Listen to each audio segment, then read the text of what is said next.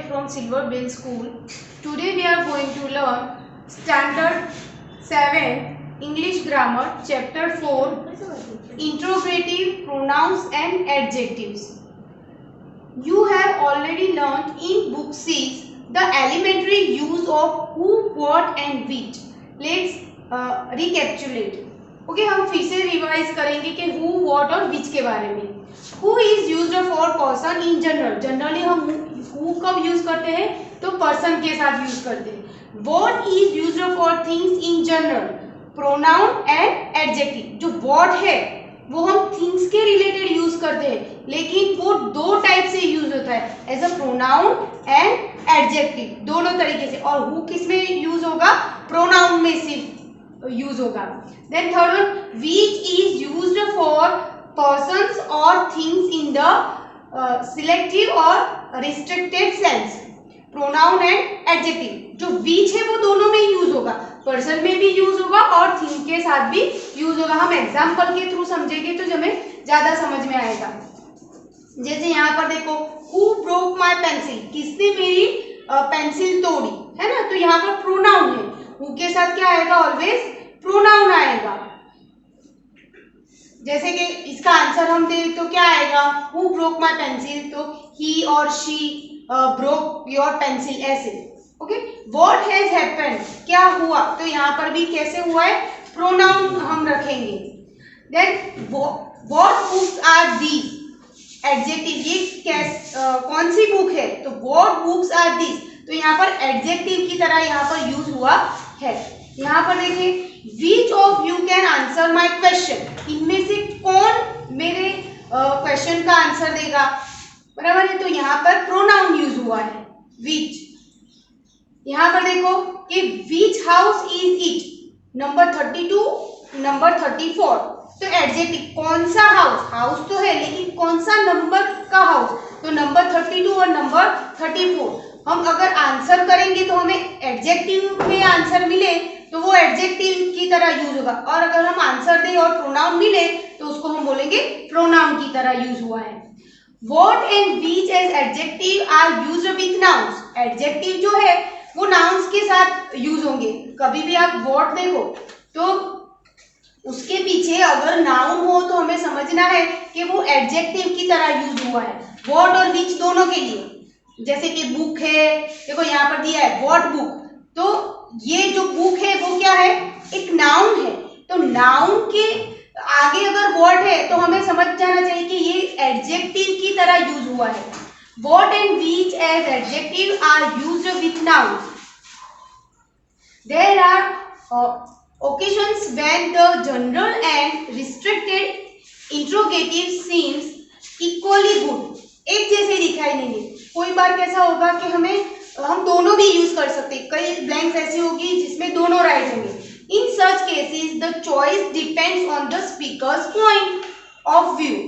कई बार कैसे होगा कि हमें दोनों लगेगा कि ये एज अ नाउन यूज हुआ है कि एडजेक्टिव. तो कई बार क्या होगा कि हमें किस पॉइंट ऑफ व्यू से लेना है, तो it's depend on speakers point of view. Speaker बोलता है उस पॉइंट ऑफ व्यू से हमें उसको देखना है. तो देखो कि what book are you buying. कौन सी बुक. यहाँ पर देखो ऑफ ऑल पॉसिबल बुक्स आएगी. क्या आएगी? कि जितनी भी बुक्स है ना, मैथ्स की है कि एनवायरमेंट की है कि इंग्लिश की है, सब पॉसिबिलिटी है. और जो विच है यहाँ पर नीचे देखो, which book are you buying. तो यहाँ स्पेसिफिक हुआ है कि कौन सी, है ना. क्या कौन सी, यहाँ पर एक चॉइस आती है. जैसे कि विच ड्रेस, विच बुक, तो यहाँ पर चॉइस आती है. तो ऑफ सम पर्टिकुलर बुक्स. अगर विच यूज करते हैं तो वहां पर डेफिनेट आ जाता है कि पर्टिकुलर बुक के बारे में बात हो रही है. ओके. यहाँ पर एक्सरसाइज नंबर 8 है. इंस्ट्रक्शन क्या है? Add proper question words to the following. ये देखो सिंपल क्वेश्चंस है सारे के सारे, जो हम रूटीन में भी कई बार यूज करते हैं. Okay. Now see on the board. See here. First क्या है कि blank went with you to London. यहाँ पर देखो डायरेक्ट वर्ब फॉर्म है, और ये तो सिंपल क्वेश्चन है कि आपके साथ लंदन कौन जाएगा. तो यहाँ पर हम क्या रखेंगे? हु. पर्सन है. Who went with you to London, आपके साथ लंदन कौन जाएगा। यहाँ पर्सन की बात हो रही है तो हमने लगाया who.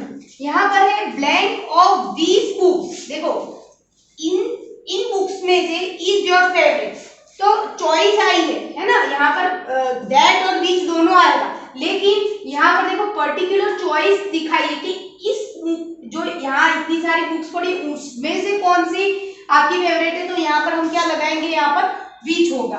Which of these books is your favourite, तो यहाँ पर हम क्या लगाएंगे, विच।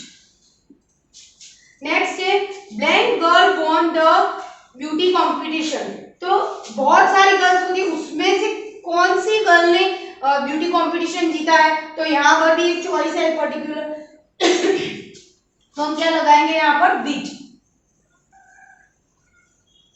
Which girl won the beauty competition, कई टेंस तो आपको ऐसे ही समझ में आ जाएगी क्योंकि ये सिंपल क्वेश्चन फॉर्म वाली से ब्लैंक से। Blank came in just now, अभी कौन आया, तो who came in just now. Blank river flows through London, तो कौन सी रिवर लंदन थ्रू होके आती है, फ्लोज, तो यहाँ पर भी पर्टिकुलर रिवर आई तो हमें क्या लगाना है, वी। Which river flows through London. Blank will cook the dinner today, आज किसने डिनर बनाया है, ये डिनर कौन बनाएगा, ऑब्वियसली पर्सन की बात हो रही है तो पर्सन के लिए हम क्या यूज करेंगे, हु, तो who will cook the dinner today.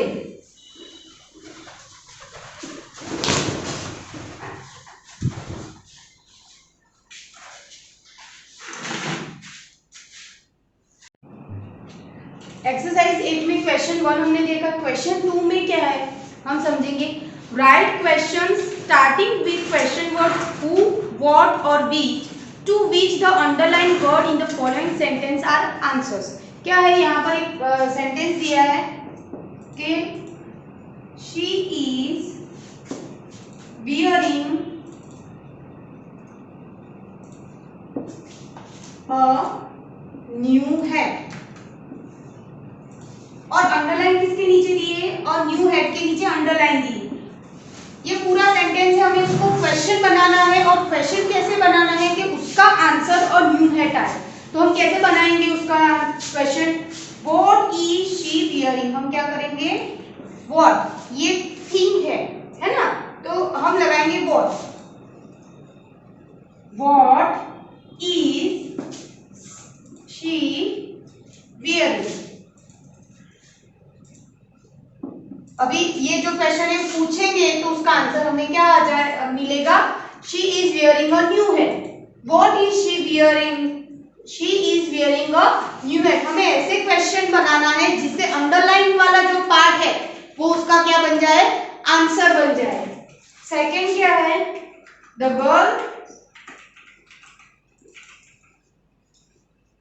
Girls have not been to the zoo। Okay, अभी अंडरलाइन कहाँ करी हुई है, तो द गर्ल्स, सब्जेक्ट जहां होता है वहां पर ये ऑब्जेक्ट था। ओके, हमें पता है कि इंग्लिश में फॉर्मेशन क्या आती है, सब्जेक्ट वर्ब ऑब्जेक्ट। यहाँ पर ऑब्जेक्ट था, हमने व्हाट लगाया, यहाँ पे the girls have not been to the zoo, girls नहीं है जू में, तो यहाँ सब्जेक्ट कौन नहीं है, तो उसे हम क्वेश्चन करेंगे, अंडरस्टैंड, तो क्या होगा, हु। अगर हम हु लगा दे तो हमारा क्वेश्चन बन जाएगा, हु हैव नॉट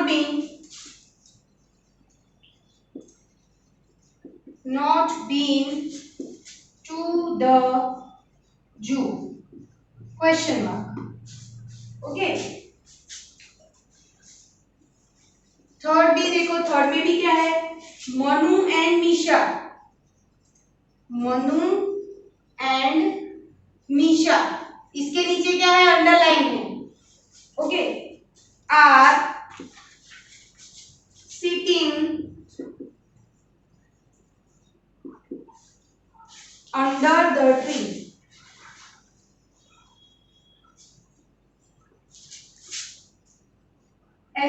क्वेश्चन हमने 6 में भी करे हुए हैं। ओके, कि Manu and Nisha are sitting under the tree. ये अंडरलाइन कहाँ करी है? मनु एंड निशा के नीचे। तो हमें समझ में आ सकता है कि मनु एंड निशा डूअर है। कौन बैठा है अंडर द ट्री? कौन है? तो मनु एंड निशा। तो उसे क्वेश्चन बनाएंगे तो बन जाएगा, बहुत ही इजी है ये। सब्जेक्ट की प्लेस पे मनु एंड निशा, उसके नीचे अंडरलाइन है, तो डायरेक्ट उसे ही क्वेश्चन बन जाएगा। Who are sitting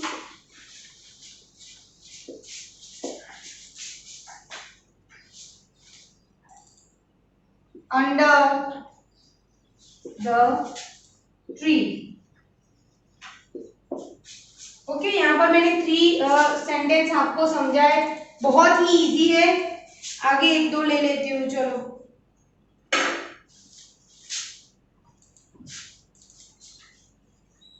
फोर्थ वाला समझेंगे।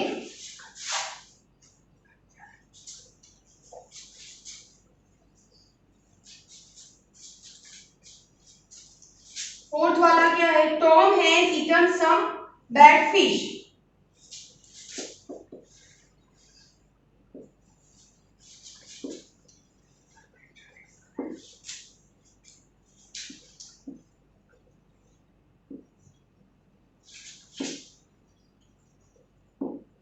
Okay, underline some bad fish के नीचे अंडरलाइन है, तो उसने क्या खाया? ये ऑब्जेक्ट बनता है। क्या बनता है? ऑब्जेक्ट। तो ऑब्जेक्ट हम व्हाट से बना सकते हैं? उसने क्या खाया? सिंपली हम हिंदी में क्वेश्चन पूछे तो Tom has eaten some bad fish. टॉम ने गंदी फिश खाई। उसको क्वेश्चन बनाओ तो टॉम ने क्या खाया? तो क्या खाया का क्या वर्ड होगा? व्हाट। तो सिंपल सा हम बना देंगे, what has Tom eaten. What has Tom eaten? Question mark. Okay. Fifth one. My name is Mr. ये तो बहुत ही इजी है।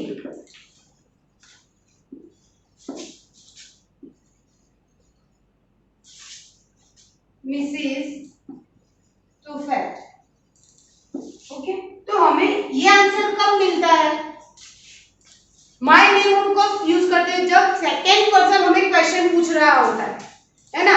मैं बोलूंगी माय नेम इज स्पर्शा, तो मैं कब बोलूंगी? तो सेकंड पर्सन मुझे जब मेरा नाम पूछ रहा है, तो व्हाट इज योर नेम? ये तो बहुत ही सिंपल है।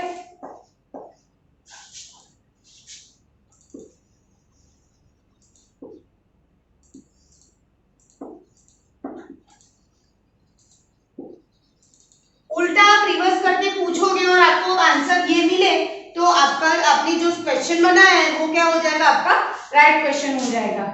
6. That tooth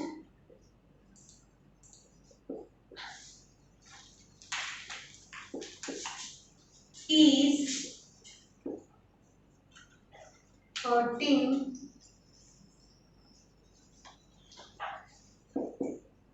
me. ओके, यहाँ पर दैट चॉइस बताइए, दैट पर्टिकुलर टूथ बताया है, तो दैट टूथ मतलब पर्टिकुलर कोई दांत है जो उसको हर्ट कर रहा है, तो हम क्या कर सकते हैं? यहाँ पर पर्टिकुलर के लिए बीच था, आगे ब्लैंक में भी हमने देखा, तो which tooth is hurting you. मी है तो उसका यू हो जाएगा। तो जब हम आंसर देते हैं तो समझना हमें पड़ेगा कि सेकंड पर्सन हमें क्वेश्चन कर रहा है। ठीक, तो which tooth is hurting you.